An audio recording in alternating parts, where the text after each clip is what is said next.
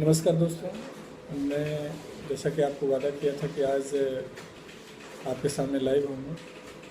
कई सारे मुद्दों पे मुझे आपसे डिस्कस करना था। तो सबसे महत्वपूर्ण मुद्दा जो आप लोगों ने मेरे से पूछा था कि सर क्या आप वर्तमान संस्थान को छोड़ दें, तो दोस्तों इसका जवाब मैं आपको अभी कुछ देर में दे दूँगा।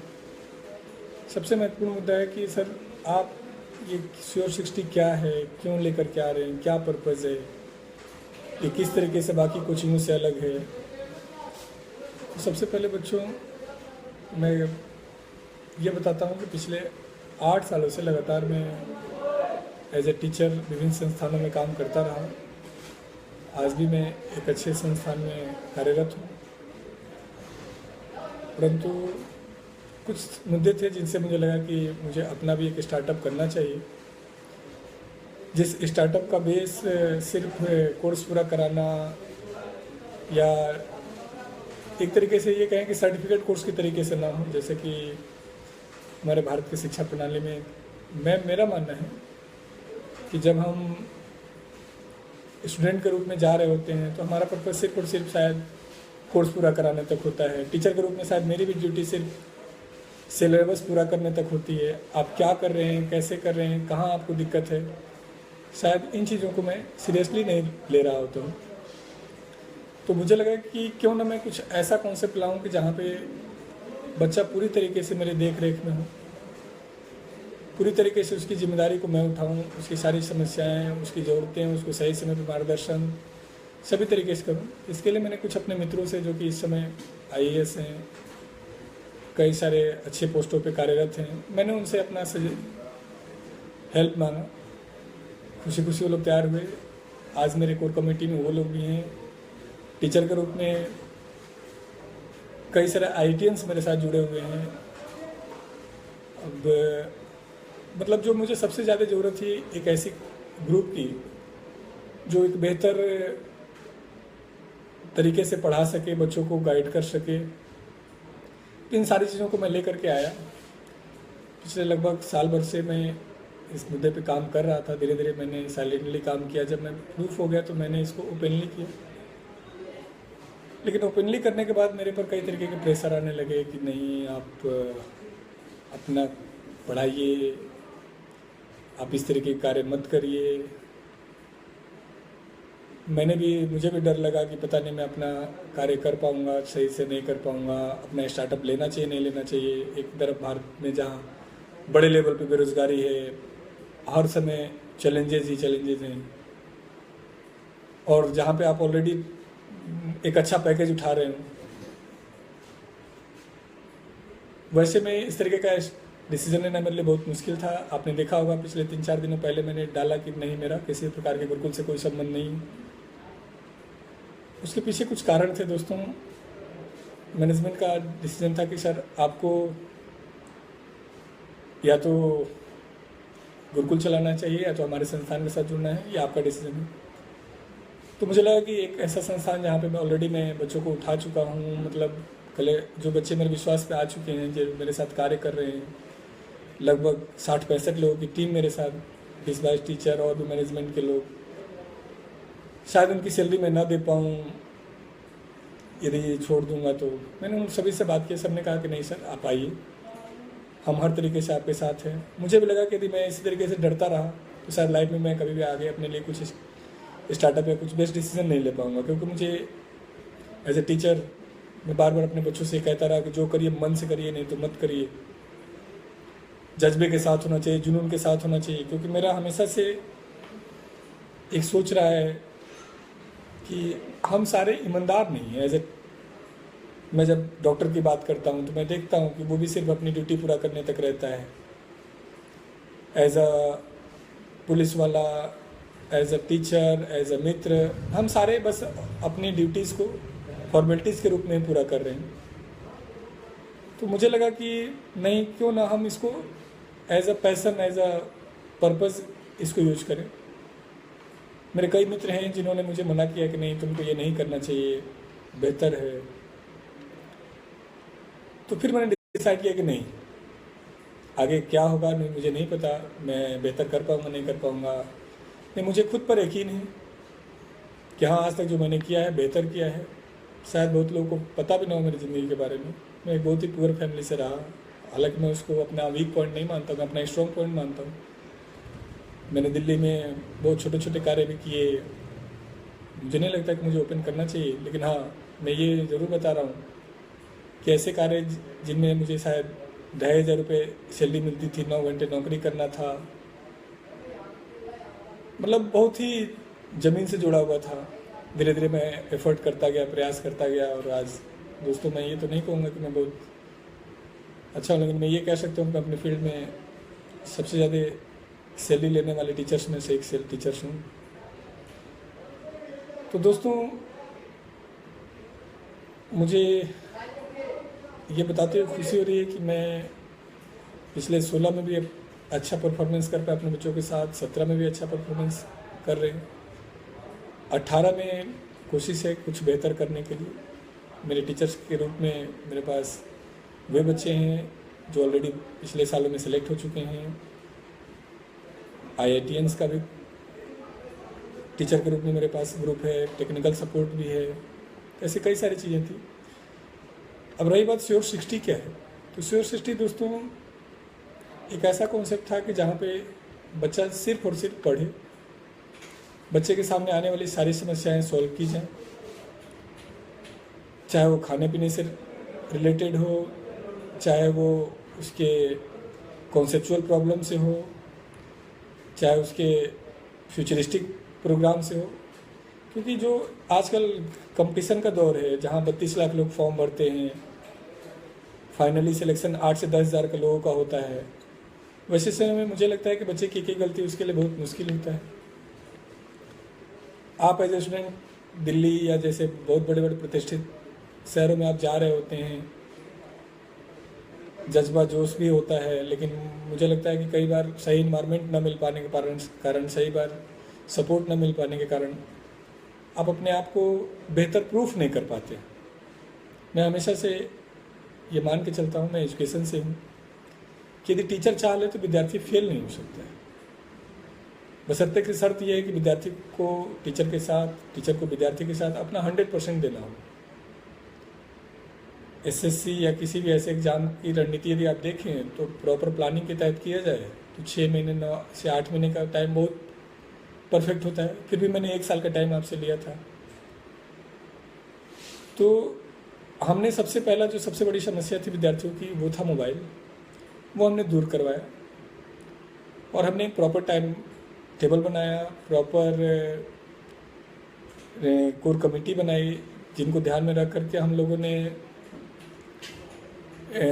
खाने पीने का भी बेहतर व्यवस्था किया, एक बेहतर कैंपस दिया। जल्दी मैं इन सभी चीज़ों का वीडियो आपके सामने दूंगा, किस तरीके की हमारे क्लासरूम प्रोग्राम है, किस तरीके का हमारा टेस्ट सीरीज प्रोग्राम है, किस तरीके का हम प्ले ग्राउंड रख रहे हैं। सारी चीज़ें हमने एक एक करके सिस्टमेटिक किया है।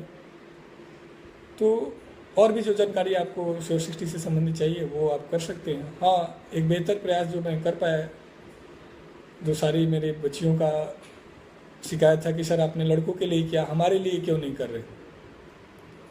तो बच्चों, गर्ल्स को मैं हमेशा से एक बहुत अच्छी जिम्मेदारी के रूप में समझता रहा, जिनकी सेफ्टी सिक्योरिटी बहुत बड़ा फैक्टर करता है।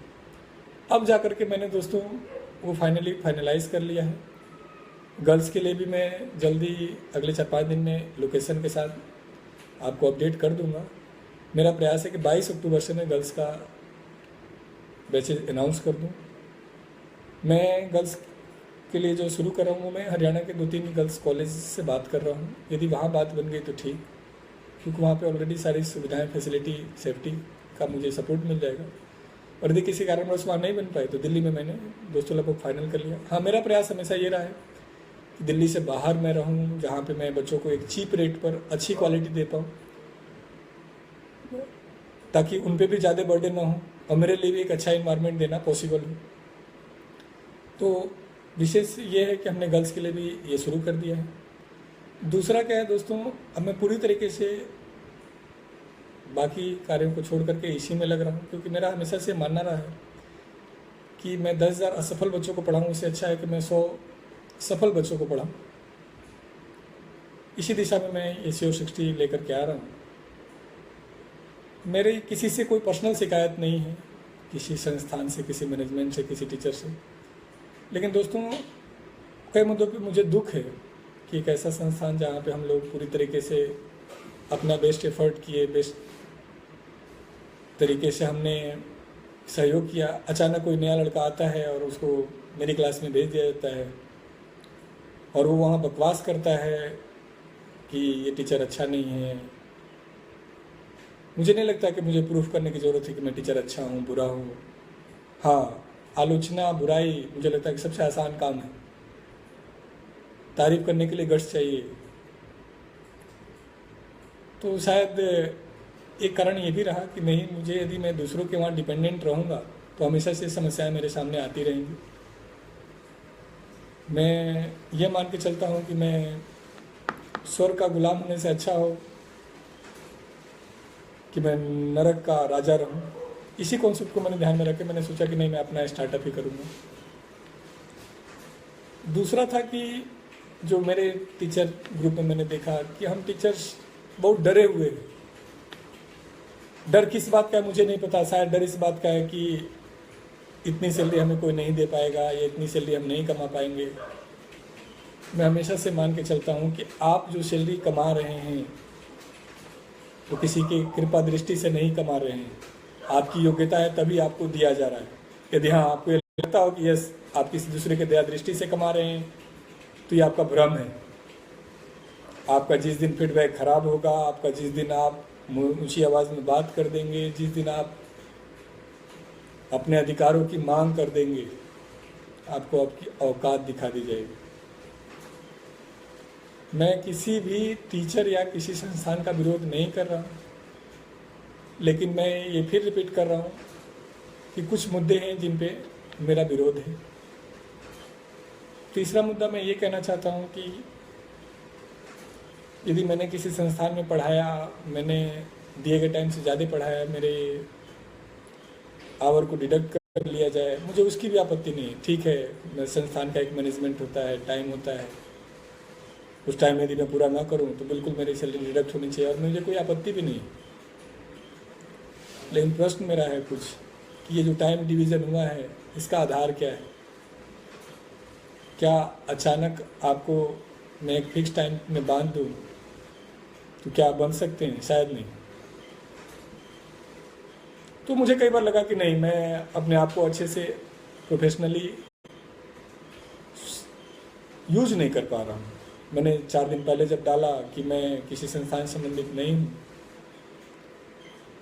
मैं सिर्फ और सिर्फ अपने इसी संस्थान में केडी कैंपस में कार्यरत हूँ। दोस्तों, मैं अगले 2-3 दिन बाद तक अपने आप को अपनी नज़रों में ये नहीं साबित कर पा रहा था कि यस मैंने सही किया है, क्योंकि मेरा हमेशा से मानना है कि मुझे अपनी नज़रों में कम से कम ऊपर होना चाहिए। दोस्तों, Sure60 के बारे में तो लगभग मैंने बता दिया कि एक ऐसा कॉन्सेप्ट जहाँ पे आप ईमानदारी से मेरे साथ मेहनत कर सकते हैं 12 से 10 घंटे लगातार 1 सालों तक, जहाँ पे मैं और आप सिर्फ और सिर्फ पढ़ाई से मतलब रखते हो, जहाँ मैं देश दुनिया से कोई मतलब ना रखता हूँ। इस कॉन्सेप्ट को लेकर के मैंने किया। जब स्टूडेंट था मैं भी एक अच्छा कर सकता था, आप भी अच्छा कर सकते हैं, लेकिन शर्त है कि आपको जब आप निराश हों, आप डाइवर्ट हों, आप अपने आप को कमज़ोर महसूस करते हो, तो एक बड़ा भाई, एक बड़ा मित्र, एक बड़ा कोच आपके साथ हर तरीके से उपस्थित रहे जो आपको सही गाइडलाइन करे। तो इस वैक्यूम को मैंने भरने की कोशिश की है। मुझे पता है कि आने वाले समय में बहुत सारे लोग इस कॉन्सेप्ट को लेकर आएंगे और मेरे लिए बहुत खुशी की बात होगी कि इस सारे कॉन्सेप्ट को लेकर के आएँ। दूसरी जो सबसे बड़ी बात है कि मैं अपने मित्रों से ये अपील तो ना कहूँ, सुझाव देना चाहता हूँ कि खुश रहें। आपको किसी भी मुद्दे पे किसी से भी कोई आपत्ति हो तो आप उसको व्यक्त करने का प्रयास करें।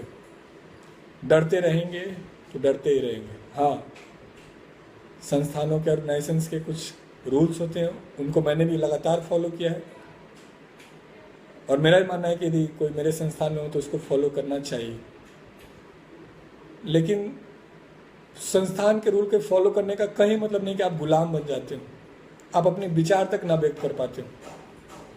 आपको दिक्कत है, आपको आपत्ति है, तो आपको बात करनी चाहिए। बात करने का तरीका वैधानिक होना चाहिए, जहाँ मालिक और वर्कर के बीच का नहीं, टीचर और मैनेजमेंट के बीच का सुझाव, डिस्कशन, चर्चा होना चाहिए।